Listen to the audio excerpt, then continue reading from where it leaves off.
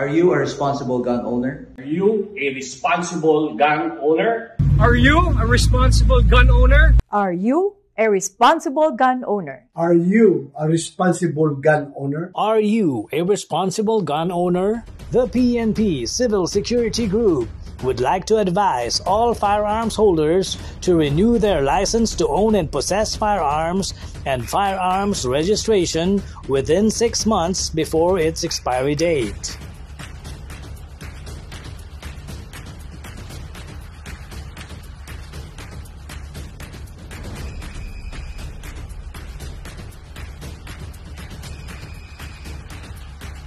Tumawag na at makipag-ugnayan.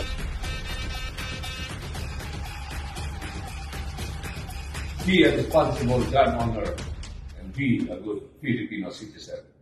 Huwag maging biktima ng expired mong lisensya.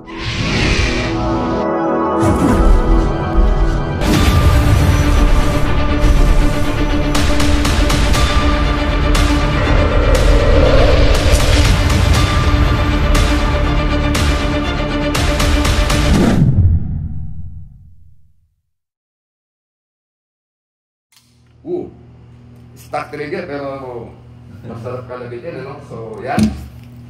Ilapit natin, ano? Yan ay FSPS. Yes po. Rock standard po. Rock standard pala. Rock standard na arms core. So, kita mo, adjustable ano na, trigger na. Wow.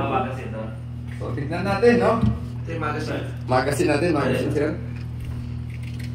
Reloaders kanina mo trading, arms core, firing range, karami, arcade. Maganda tanghali mga kapatid.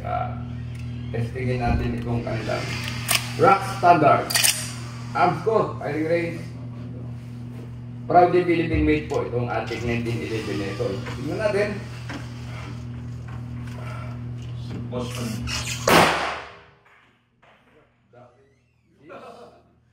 So kita nyo, hindi ko to baril mga kapatid. Baril ito ng arms core, pero tingnan nyo yung patama, grabe, di ba?